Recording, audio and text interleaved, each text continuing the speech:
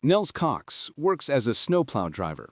After working all day, he goes back to his house, where he lives peacefully with his wife, Grace. Along with him is Kyle, their son. Kyle greets his mother and asks if he can take her car. She allows it, and he takes the key. I have to go. Dad, thank you. Have a good one. After Kyle leaves, Nels and Grace sit for dinner. Grace reminds him he would have to say a few words that night. Nels doesn't want to, and Grace encourages him, saying the people are just trying to thank him. That'll be over quick, though. After getting ready, Nels and Grace go to an award program. Nels is receiving an award for doing good for the community. After receiving it, Nels stands before the crowd to make a speech. I'm just a guy who keeps a strip of civilization. Meanwhile, Kyle is at work in the airport with his friend, Dante. Suddenly, they are ambushed by members of a criminal group. The men seize them, beating them brutally. Kyle is then injected with a drug. Dante, terrified by what he sees, fights to break free from his restraints and manages to escape into the night. Elsewhere, a young boy is refusing to go to school. Then his father, Viking, the head of a criminal group, comes. He asks him why he doesn't want to go and asks if it was because of Tim, his bully. He then lectures Ryan on standing up for himself. Viking demands that the boy fight back. Ryan hesitates, showing no interest in violence, but his father is not having it.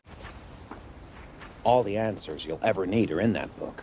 At the same time, the group that took Kyle takes him out and leaves him on a chair with glasses on. Kyle is unconscious. Shortly after, Nels receives devastating news. Kyle has died. At the morgue, a detective explains that the cause was a drug overdose, pointing out traces of opium in Kyle's blood. Nels is stunned, refusing to believe it. He knows his son and insists that Kyle never used drugs. The detective, however, dismisses his protests, saying the evidence is clear.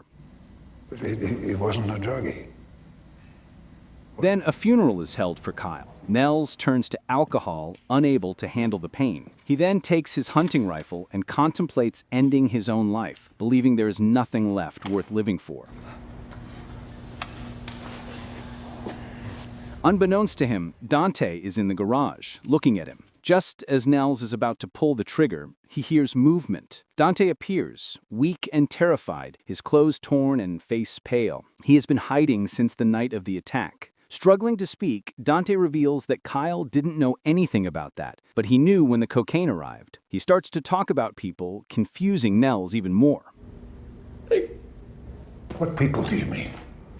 Dante asks for cash because if they find him, it is not going to end well. Nels grabs Dante by the collar and slams him to the wall, demanding to know who was responsible. Dante swears he doesn't know everyone involved, but mentions one name, Speedo. Nels asks where he can find him. Tell me where I can find this guy, and then you get the hell out of here. Determined, Nels heads to a bar, quietly observing until he spots Speedo. He follows him to the elevator and asks if he is Speedo to confirm. When Speedo realizes he's being followed, he threatens Nels, warning that he'll regret getting involved. Nels, unmoved, presses him for answers about his son. Speedo denies everything, but Nels loses control and beats him. He then takes him to his car and keeps questioning him. Gasping for breath, Speedo mutters another name, Limbo, saying that he was the one giving out the orders. After extracting what he needs, Nels kills him to keep him from warning the others. He then takes him away and disposes of his body in a nearby river. When Nels goes back home, he finds Grace sitting quietly. He asks if she is not going to ask where he has been, and Grace stays silent. Meanwhile, Viking is told Speedo has vanished without a trace. Viking gets angry because Ryan overhears this. Inside the car, Ryan asks who Speedo is. Viking brushes it off, saying he is one of his employees. He then sees a cookie along with Ryan's lunch and asks who packed it. High fructose corn syrup, lecithin. Viking throws the cookie out the window, saying the ingredients are not healthy. Then he turns to Ryan and tells him he doesn't have anything to do with Speedo's disappearance. Elsewhere, two officers are driving around. Then they see kids smoking weed. One of them, Thorpe, gets out of the car to confront them because it is illegal to smoke outside. But her partner tells her if she wants to survive and advance in Keho law enforcement, she needs to embrace and enforce the value of their community. Folks come here to ski, have sex, and get high. At night, Nels, unable to sleep, goes to his garage. The next day, he tracks down Limbo, the man Speedo mentioned. He goes to a retail store for wedding clothes, where Limbo is showing wedding dresses for women. Limbo asks what he wants, and Nels tells him he wants to buy a tux. Limbo asks where his bride is, and Nels hesitates before he answers. He then tells Limbo that he and his wife are going to renew their vows. Then Limbo asks to take his measurements, but instead, he picks up a gun and shoots. Nels acts quickly, dodges the bullet, and manages to disarm him. He confronts him and demands to know who killed Kyle, but Limbo refuses to speak. He beats him until he breaks, yet even then the man reveals little of value. He just tells him about someone who sneaks in cocaine through the airport where Kyle works. Enraged, Nels ends his life and throws the body in the same lake where he left Speedo.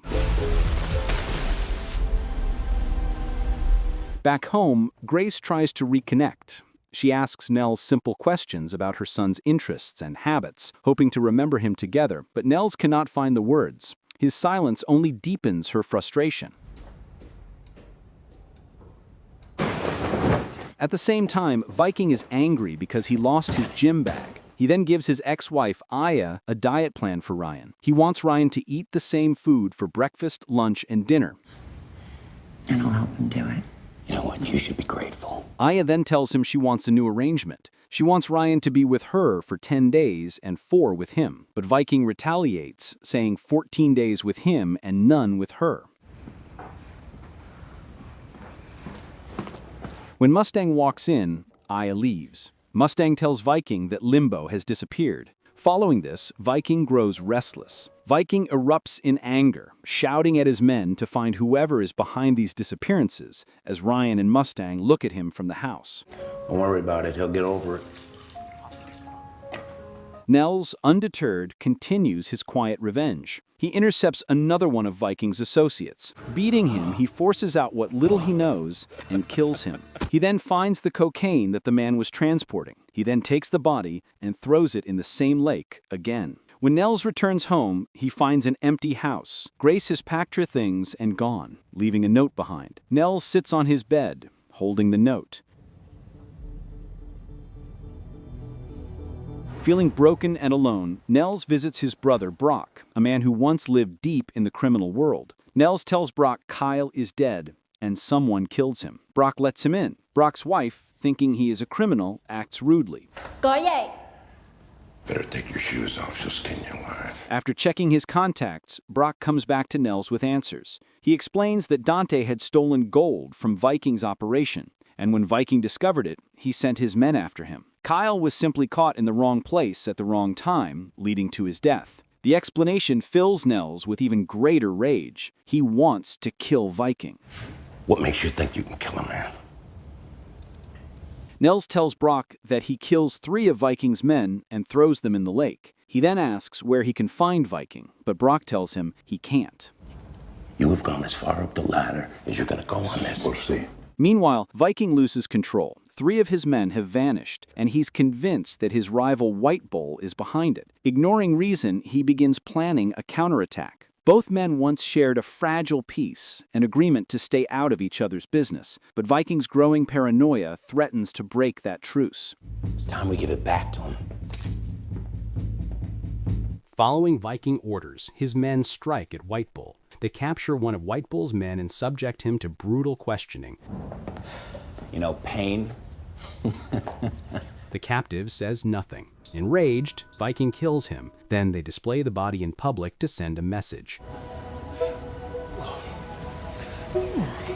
White Bull sees this. Turns out the guy that Viking killed is his son. He was doing his first run. One of his men approaches and asks what they are going to do. White Bull simply nods his head and walks away. Detective Thorpe takes over the investigation. She sees the pattern and fears a full-scale gang war is about to erupt. She finds out more about the drug chain in Kehoe and about Viking. She also finds out the person that was killed and left outside is White Bull's son. Even though she shares her fear with her partner, he seems to be ignorant of that.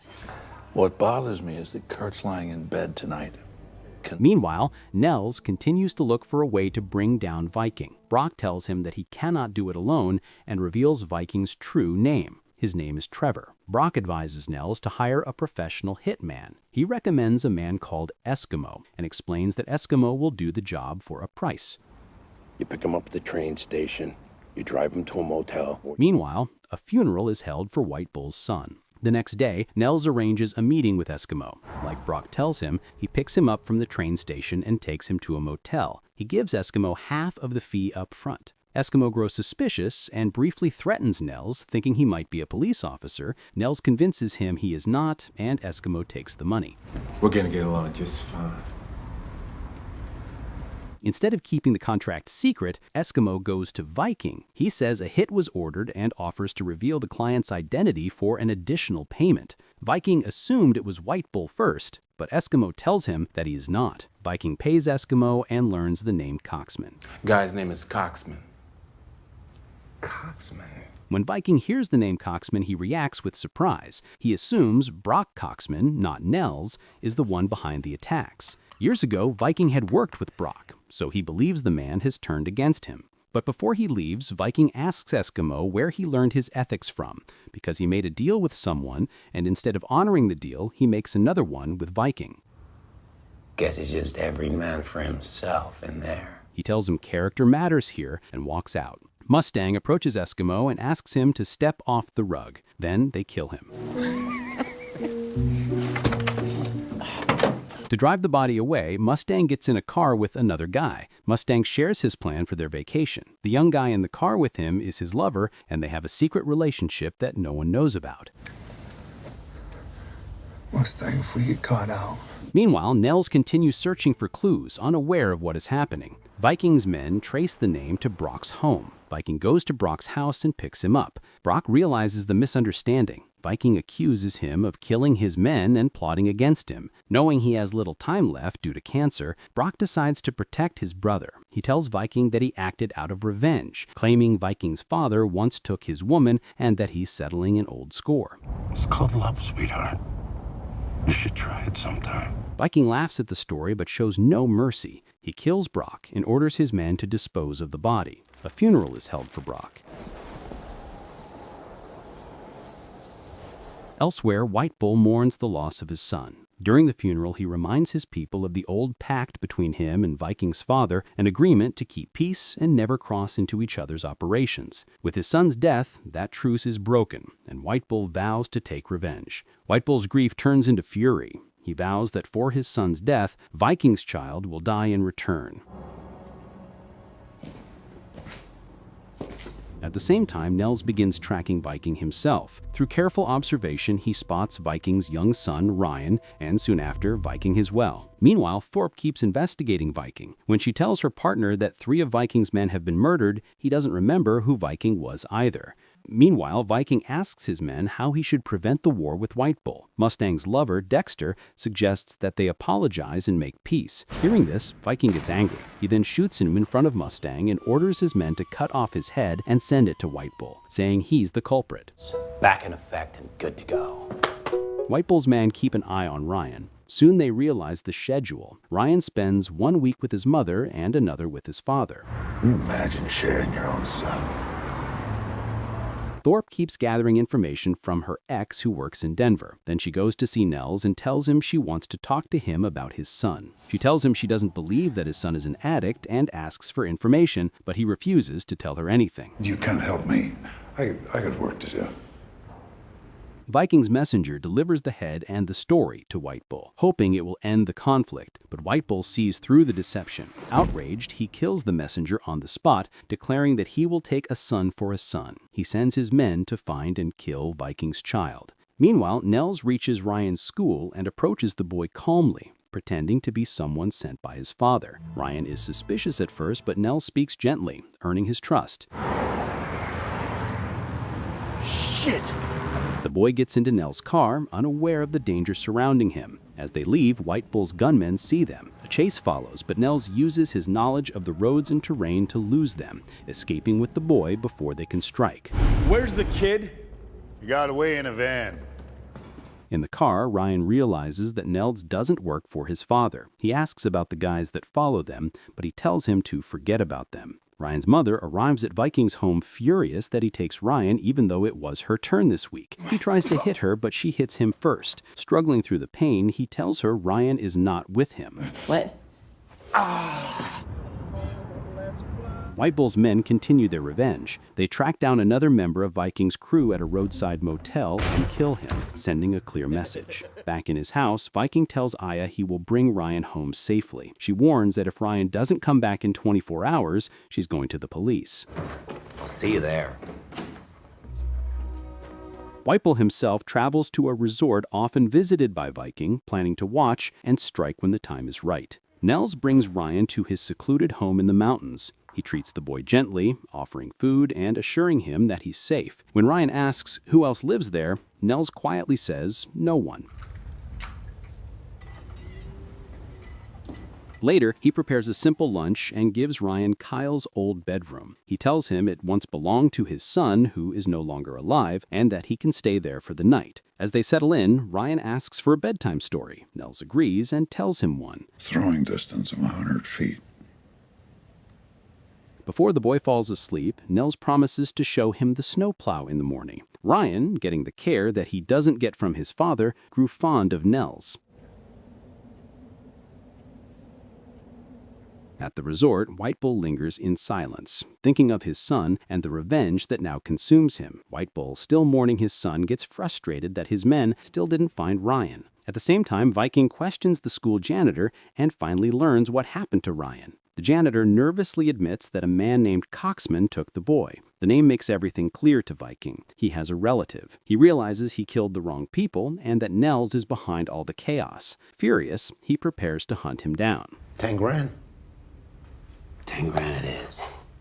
Nels, meanwhile, decides to confront Viking directly. He calls him and says he has Ryan. He warns Viking to come alone if he wants to see his son alive. Viking agrees, but secretly gathers his men and heads to Nels' home. They break in and search every corner, but Nels is nowhere to be found.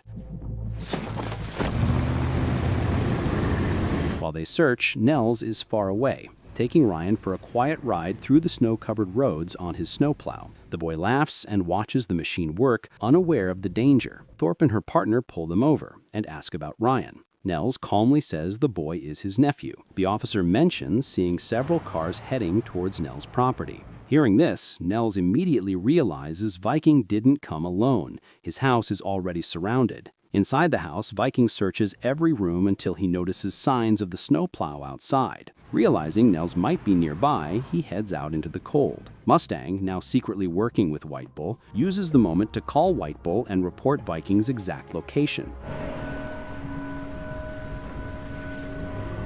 Out on the snowfield, Nels waits with his rifle, ready to end it. As Viking's car appears, Nels takes aim. Just before he fires, Ryan speaks up, distracting him. Nels lowers the gun, takes the boy back to the cabin, and locks him inside, telling him not to move until he returns. Then he steps back out into the snow. Nels hides under a car, but Viking's men ambush him, forcing him into their vehicle and bringing him before Viking. Viking punches Nels and demands to know where his son is. Nels tells him he doesn't deserve his son. Soon, White Bull's convoy arrives. Gunfire explodes from both sides, turning the quiet mountainside into chaos. The fight is brutal and fast. One by one, both gangs fall until only Viking and White Bull remain standing. Viking tries to escape in his car, but Nels uses a heavy log to stop him. As the car stops, White Bull takes the final shot. Viking collapses. Nels climbs into his truck and drives away. White Bull climbs into the truck with a gun. Police arrive at the crime scene, and Thorpe looks at the bodies in shock. Thorpe's partner finds Viking on the verge of death. He tells him to send a message to his wife, but before he could tell him the message, he dies. Nels drives the White Bull through the snow. White Bull, realizing Nels is not the enemy, puts his gun away. As they are driving, one of White Bull's men, who was in a parachute after skiing, gets in front of them and gets hit.